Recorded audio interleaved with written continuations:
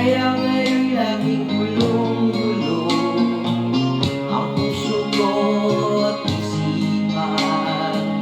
Araw-gabi ay pangarap ka at sa pinay napapansa.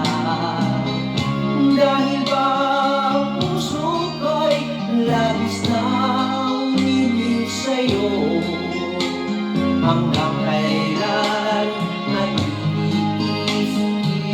ang pag-ibig ko. Anong gagawin sa utos ng damdamin? Para bang hangin na kay hirap pigilin. Sana'y unawain ang puso sa'y galing ibalik.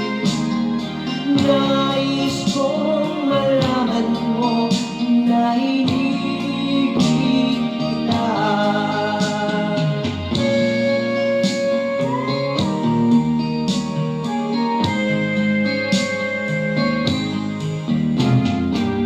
Hindi ko na sana pinagmasdan ang iyong